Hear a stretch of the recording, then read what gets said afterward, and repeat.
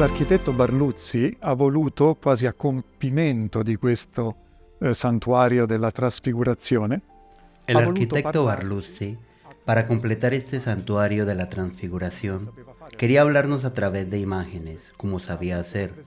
Fue un arquitecto, un artista, así que quiso representar aquí en la cripta de la Basílica, bajo este altar mayor del mismo santuario, 4 transfiguraciones más de Jesús, otras 4 manifestaciones, 4 acontecimientos de la vida de Jesús, en los que su gloria divina se nos aparece en la forma pobre y humilde de la humanidad de Jesús, en la que se representa la transparencia en la fe para nosotros los que creemos. Es la transparencia de esta gloria divina. El primero de estos acontecimientos es el nacimiento de Jesús, un hijo que nos ha sido dado, según la profecía de Isaías, citado más adelante. Aquí vemos nacer al niño Jesús, un cuerpo humano, pobre y frágil, que manifiesta o esconde, si se quiere, la gloria de Dios que luego se revelará aquí en el monte Tabor, en la Transfiguración. Pero más aún en el caso de la resurrección de Jesús. La risurrezione di Gesù. Il secondo episodio è l'istituzione El segundo dell'Eucaristia. episodio es la institución de la Eucaristía. Yo soy el pan de vida. Juan 6. Vean que el ángel tiene en sus manos un cáliz y la hostia, signo frágil, muy frágil de un pedazo de pan y un poco de vino. Materiales fácilmente perecederos que se convierten en el lugar de la manifestación de la gloria de Dios, para nosotros los creyentes. En sí mismos, si son vistos por cualquier otra persona que no sea un creyente, un pagano, uno que no sea cristiano, solo ve un pedazo de pan y vino. Pero para nosotros los que creemos, son un signo de la gloria de Dios, escondido en un signo humilde. Di Gesù in una forma umile della sua gloria è la sua morte di croce. Ero morto ed ecco. La tercera manifestación de Jesús, en una forma humilde de su gloria, es su muerte en la cruz. Estaba muerto, y he aquí que estoy vivo. Una cita del libro del Apocalipsis. Aquí se representa el cordero inmolado en la parte superior del libro con los sellos abiertos.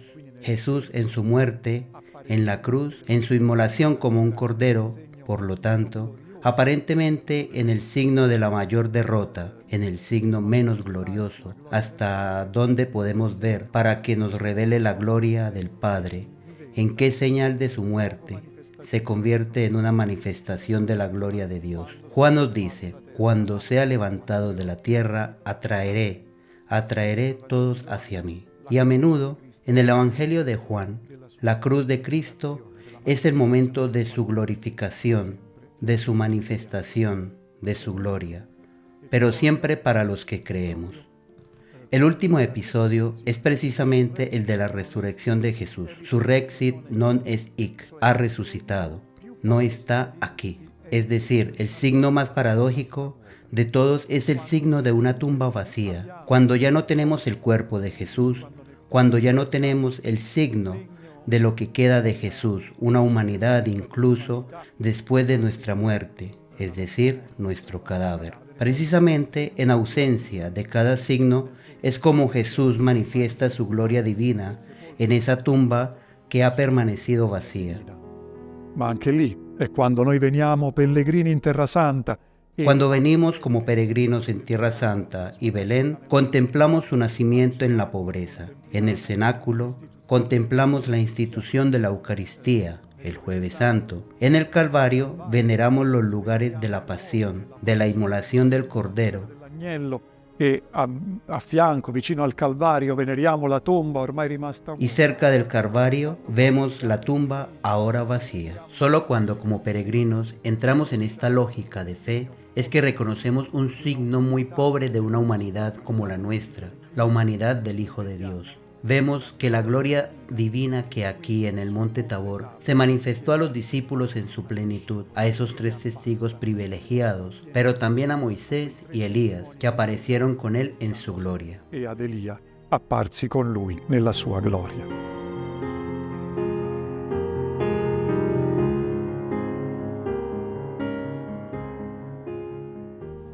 A questo punto possiamo cercare di tirare le Llegados a fila este punto, del discorso che abbiamo podemos fatto fino intentar mover adesso. los hilos del Siamo discurso que hemos partiti hecho hasta ahora. leggendo l'episodio Comenzamos della leyendo el episodio de trasfigurazione. la transfiguración. Dopo abbiamo visto Entonces vimos el significado de la presencia de Moisés, el significado de la presencia de Elías, la ley, los profetas, pero no simplemente estos dos aspectos, sino dos hombres que habían tenido una experiencia particular y especial como lo fue la revelación de Dios en sus vidas, para beneficio de los demás también.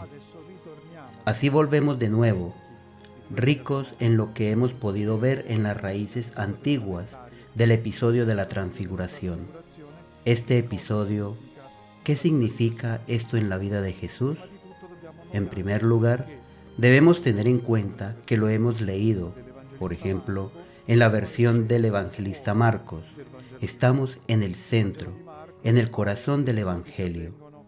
Dicho Evangelio nos habla de episodios que tuvieron lugar en Judea, como lo fueron el bautismo de Jesús en el río Jordán. Gesù nel fiume Giordano, poi progressivamente un ministero pubblico di Gesù in Galilea con Y progresivamente un ministerio público de Jesús en Galilea.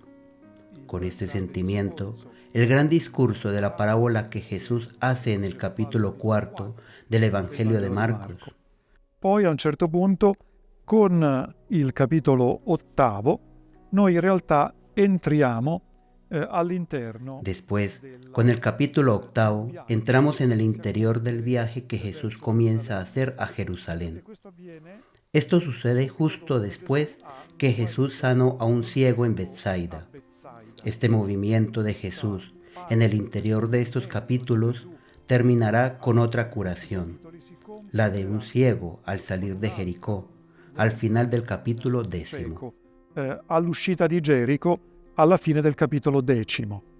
Dunque, all'interno. Entonces, al interno de estos capítulos, que van del 8 al 10, Jesús, a lo largo del camino a Jerusalén, tiene varias conversaciones con sus discípulos, 3 veces seguidas. Después de que cada uno de estos diálogos, Jesús anuncia su destino de muerte y resurrección, que tendrán un lugar en Jerusalén. Anuncia su Pascua, en particular anuncia su pasión. Annuncia la sua passione. Ma questo Gesù lo fa dopo ogni episodio. Pero Jesús hace esto después de cada episodio en el que manifestaba algo de su identidad como el Mesías y el Hijo de Dios. De hecho, la primera vez fue después de que Pedro profesó abiertamente su fe en Jesús diciendo: «Tú eres el Cristo». En Cesarea de Filipo, en el extremo norte del actual Israel, en la frontera con Líbano y Siria, en las laderas del monte Hermón, el pico más alto del complejo de Tierra Santa, y que según algunos también podría ser el monte de la Transfiguración. Hemos visto que el Evangelio de Marcos habla de un monte alto. Del mismo modo sitúa el episodio de la Transfiguración 6 días después de la profesión de fe por parte de Pedro. Después, en respuesta a la profesión de fe de Pedro, Jesús dijo a sus discípulos, luego a todos los que lo seguían, que para seguirlo uno debe tomar su propia cruz, porque Él está recorriendo un camino que lo llevará a la muerte. En este punto tendrá lugar la transfiguración, que a su vez será seguida después de la curación del epiléptico y poseído en las laderas del monte. También será seguido por un segundo anuncio de la pasión de Jesús. Pero de nuevo, a pesar del hecho de que Jesús anuncia claramente estas cosas que hacen referencia a Él, es decir, que su destino es un destino de muerte, los discípulos no lo entendían y discuten entre ellos quién es el más grande. Ma finalmente c'è un episodio celebre, quello della chiamata del giovane ricco a seguire Gesù. Finalmente hay un episodio famoso en el de la llamada del joven rico a seguir a Jesús. El joven rico que se negará a seguir la secuela de Cristo en la renuncia de sí mismo, más allá de su propia sustancia y propiedad. Nuevamente Jesús proclama por tercera vez su pasión e incluso en este caso el anuncio es seguido por una pregunta de los hijos de Zebedeo, Santiago y Juan, los dos testigos de la transfiguración de Jesús, en la posibilidad de que se sienten a la derecha y a la izquierda de Cristo glorioso. Por lo tanto, aunque el anuncio de Jesús sobre su pasión y muerte, los discípulos entienden demasiado tarde, a pesar de que estaban entre los 3 discípulos que presenciaron el episodio de la transfiguración. Bueno, como dijimos, tenemos que mover los hilos en este punto. ¿Qué nos dice el episodio de la transfiguración? Hemos escuchado que en la transfiguración hay elementos que regresan y que incluso el mosaico que está detrás de mí representa, por ejemplo, la presencia de una nube, la presencia de la consternación del miedo en los rostros y en los comportamientos de los discípulos que estaban espectadores de la transfiguración.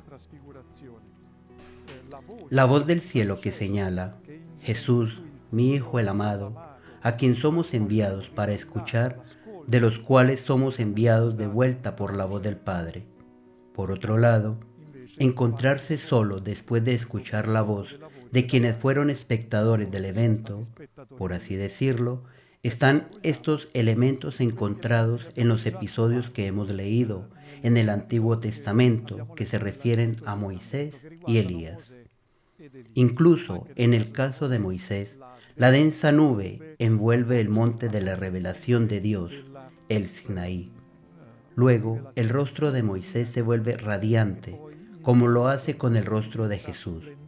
La voz del cielo, que es importante tanto en el episodio de Moisés como en el de Elías, porque oyen una voz que viene de Dios y les manifiesta su voluntad. El don de la ley, en el caso de Moisés, el don de la misión en el caso de Elías. Entonces, tanto Moisés como Elías están solos como de esos discípulos, porque el pueblo, en este caso, como le sucede a Moisés, se asusta, como los discípulos aquí, al escuchar la voz de Dios. La revelación de Dios nos aplasta, nos asusta porque es una manifestación de su gloria, de su kabod, que traducido literalmente del hebreo es peso, es decir, del peso de Dios. Entonces, ¿qué dice la voz que se manifiesta aquí acerca de Jesús? Aquel que es el nuevo Moisés, aquel que es el nuevo Elías, aquel en quien se realiza la revelación del Antiguo Testamento.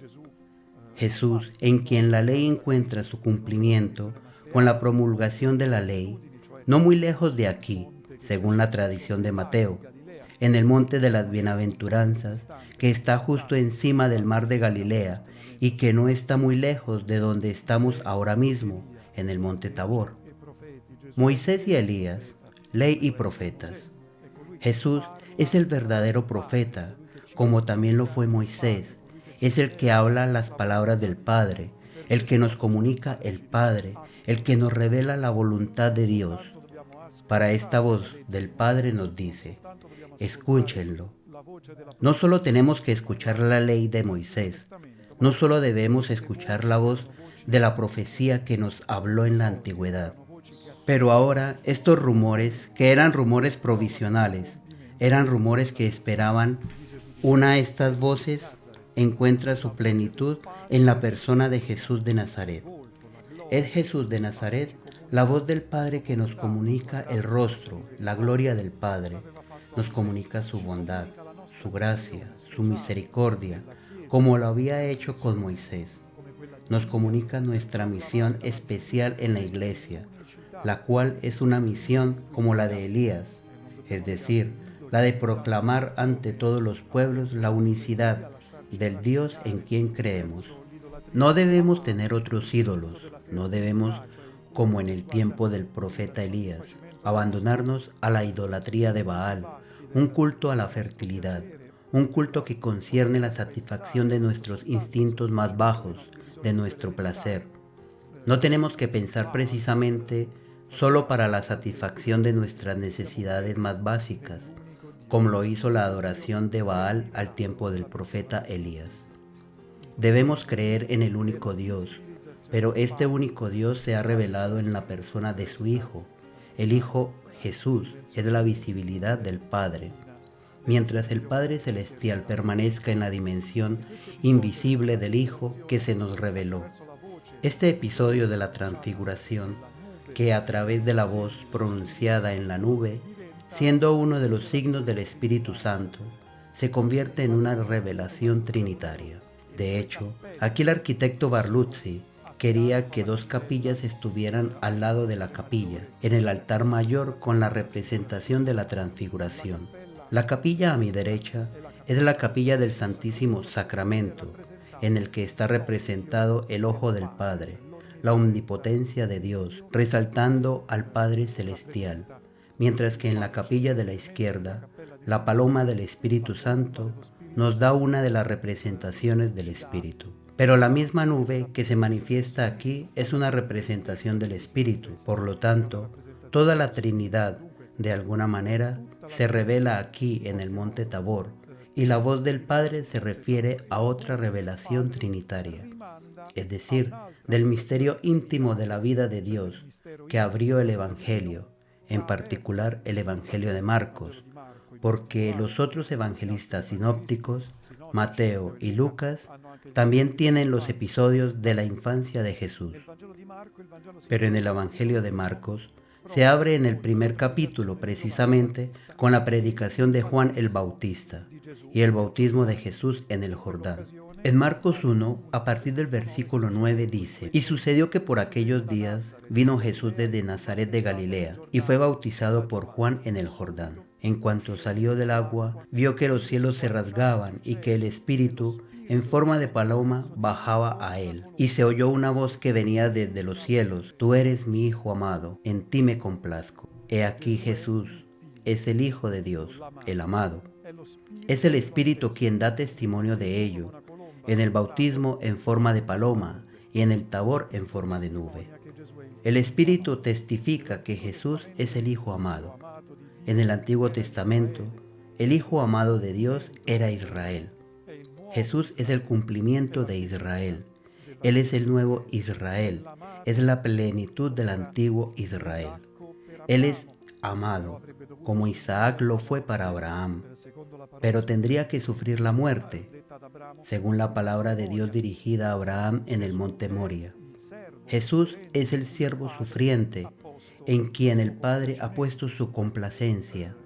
Así que otra imagen de la profecía antigua, de la profecía de Isaías, que nos recuerda la misión y el papel de Jesús, siendo Él la síntesis de todos los hilos del Antiguo Testamento, no solo de Moisés y Elías. Todo el Antiguo Testamento es recapitulado y encuentra su plenitud en Jesús. Él es, por tanto, la revelación definitiva del Padre. Tenemos que escuchar, como nos dijo en esta montaña, la voz sin miedo, no tener miedo a acercarse a Él, como el viejo Israel tenía miedo de acercarse a la voz de su Padre cuando se reveló en el Sinaí. Aquí está la voz de Dios, ya no nos asusta, porque Dios nos habla como un amigo le habla a su amigo en su Hijo Jesús. Como una vez le habló a Moisés, como una vez se le reveló a Elías, ahora Dios se manifiesta a sí mismo, cada uno de nosotros, en su palabra, en su evangelio, en su sagrada escritura, en la palabra de la jerarquía de la iglesia, del magisterio eclesiástico y en los signos que descubrimos presentes en nuestras vidas, cuando a través de nuestra oración personal buscamos sintonizar con la voz del Padre que siempre nos remite a su Hijo, en quien toda voluntad del Padre encuentra plenitud y en quien también nosotros encontramos la perfección de nuestra humanidad.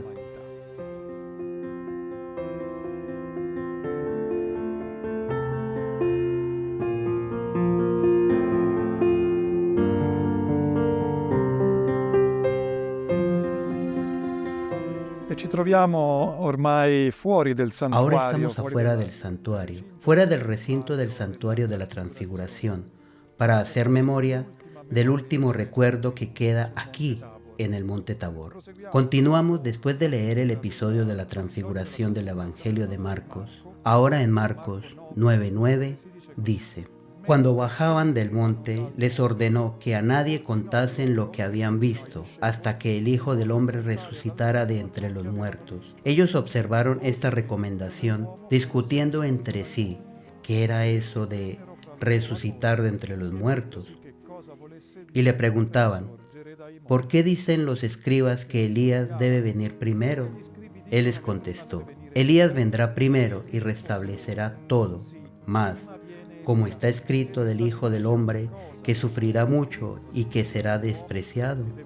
Pues bien, yo os digo, Elías ha venido ya, y han hecho con él cuanto han querido, según estaba escrito de él.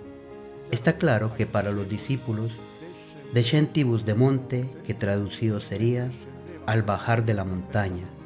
La capilla detrás de mí se llama la capilla de descentibus, en memoria de este pasaje evangélico. Está claro que los discípulos recuerdan al profeta Elías. Lo acaban de ver aparecer al lado de Jesús, recordando así la tradición judía del Antiguo Testamento. Al final del libro de Malaquías, la última página de nuestras Biblias canónicas del Antiguo Testamento, en el que se espera, antes de la venida del Mesías, la venida de Elías, para preparar los corazones a la venida del Mesías Salvador. Jesús nos recuerda que Elías vino en la persona de Juan el Bautista. Por lo tanto, no es el Elías que los discípulos vieron junto a Jesús y Moisés, pero el nuevo Elías, Juan Bautista, que buscaba convertir el corazón de los padres en el de los hijos y viceversa, para preparar el camino al Señor que venía. Pero este Elías será tratado como será tratado el Hijo del Hombre, es decir, fue asesinado como Jesús será asesinado. Así que antes de abandonar el lugar de la transfiguración, el lugar donde manifestó su gloria, Jesús regresa para profetizar su destino de muerte. Jesús no escapa a este destino de muerte, sino que desciende con los discípulos del monte para hacer la voluntad del Padre hasta el fin. Nosotros también debemos bajar de esta montaña. Debemos dejar el lugar de la transfiguración, porque el Señor nos llama a hacer su voluntad hasta que llegue el día, el tiempo, también para nosotros, de nuestra muerte, de nuestro testimonio pleno de Él en nuestra existencia, para que los discípulos podamos continuar nuestro camino en compañía del Señor hasta su muerte y resurrección, para que un día también nosotros participemos de su gloria, esa gloria de la que hemos tenido un anticipo aquí en el monte, en el alto monte de la transfiguración.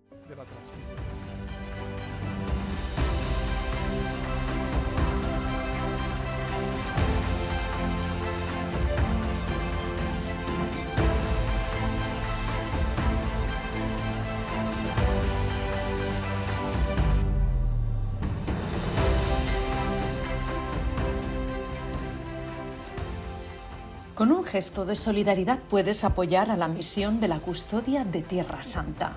El Christian Media Center difunde la buena nueva de Jesús al mundo, la espiritualidad de los santos lugares y la vida de los cristianos que viven aquí. Tu aportación ayudará a llevar el anuncio del Señor resucitado, el más urgente de todos, a los hombres y mujeres de toda lengua y nación. Para ayudarnos de manera concreta, abre el código QR. Tu elección marca la diferencia.